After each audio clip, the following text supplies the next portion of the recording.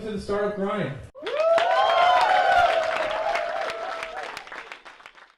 Without any further talking, I'd like to welcome Crist, the CEO of Chef. It's just, first of all, tell us why it's named Chef. I can't tell you how many people ask me that. I'm like, I have no idea. Yeah, I get asked that question too. So the first story is, it wasn't Chef when I got there. Yeah, so I've been at the company 4 years, and we do IT automation. And really the cooking analogy was, it's like having a private chef to do things for you. And so things like recipes and cookbooks, those are instruction sets on how to automate particular tasks. So that could be how to provision a server, how to set something up in the cloud, et cetera. But that was kind of the whole cooking analogy. One of the observations I had, and it was kind of interesting when I showed up, was that Chef had very strong brand recognition, especially amongst sort of practitioners, so system administrators, developers, but nobody had heard of Opscode, or almost nobody. And so, you know, you talk about startup dynamics and founder dynamics, and there was all this really high energy around the name, and to me what seemed like a very simple brand thing, which is, let's orient the company around a single brand, which is easier to invest in and build. And then secondly, let's go with the one that people have heard of, not the one that people haven't heard of. But that was like an amazingly high friction thing right when I first started. Was it so tell, like, I can't imagine everyone in the company supported it. I'm just assuming not, right? No. and you know, who really didn't. So I was not a founder of Chef. I've been at the company 4 years. And Adam, who wrote Chef, sure, literally, and you know, he had a very strong narrative in his head. So first of all, we're also an open source company. So we're open source to premium. And to Adam, Chef was sort of the open source thing that we had a lot of community participation and involvement in. And then Opscode was the, hey, if we're going to ask money from you, we put on the Opscode hat, and I don't want to mix up those two things, or I'll be violating like this community spirit. And he had, like, and one of the real great things about founders is, you know, is passion. And this topic, he actually had an incredible amount of passion. The CMO and I were both like, hey, this is just a really simple business decision that should be pretty low energy, actually, and among the hard decisions was, you know, felt like an obvious one. But working through that was actually, Adam and I, who had a little debate over it, ended up, like, it was actually a great way to cement our relationship, because we had to work through something that you know, we had a 180-degree disagreement over. Sure, yeah, so that's gonna be nice in the first month. So why let's go back a few years, like, Likewise. First, describe what Likewise was so people know even what the heck it is. Yeah, so before I was a Chef, I was CEO of another, ended up being an open source, free to premium company called Likewise. And they built software products that would bridge non-Windows systems, so Linux devices, Macs, into Windows environments, particularly around identity. So there's this very dominant identity product that Microsoft makes called Active Directory. So, so you could include those non-Windows systems into these corporate networks and do things like build policy and security and so forth. So what made it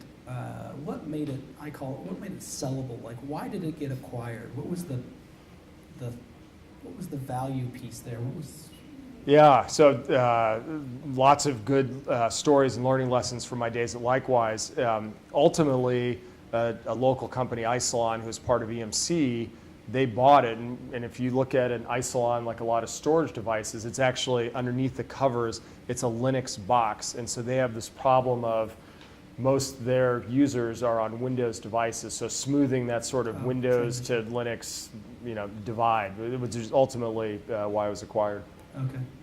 And when you were building that, was that I'm assuming that wasn't like, hey, we're going to build it, we're going to sell it to Epsilon. Obviously, that's normally not the case. But so was there a discussion around, hey, how can we make this look attractive to others? Was that a true thought, or was there discussion around that? Yeah. So the short story, and I was there 7 years. Yeah. So one of my pieces of advice, by the way, to entrepreneurs is I describe the curse of mild success. And I lived that. And our most valuable asset is our time. And so what I'd say is, do not spend 7 years on something that's going to have mild success. Like you hear this term, fail fast. I mean, that is a truism and something I would pass along there.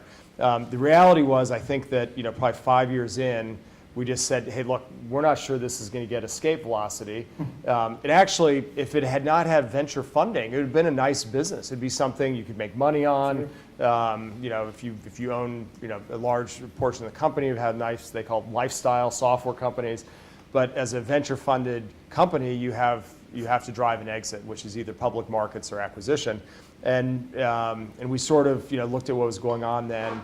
And it was interesting. We had these storage companies that were doing these OEM deals with us that was sort of outside the original business plan or idea. And then we started investing in that. And then relatively quickly, licensed to HP and Isilon, which was then part of EMC, and probably 4 or 5 other storage companies. And they just like, okay, we want to view this as a feature advantage, and got scooped up by Isilon. Yeah, so it took figure. Yeah, we should. I mean, it would have been nice to have done that 5 years earlier. Yeah, exactly. So what is it? Oh, I know what I want to ask. You worked at McAfee. Did you work with John McAfee? Yes and no. So I worked at, there was a roll-up called Network Associates that was McAfee, Network General. Fascinating time, by the way. So Network General was like the NPR of software. Like they were doing it kind of for the greater good. McAfee was the Howard Stern show. And I mean, literally, they took pride. Their inside sales team that was in Dallas would give prizes to each other for either selling product that didn't work or for selling a duplicate license to the same, like if the team changed. I mean, it was as schlocky as it could possibly be at that period of time.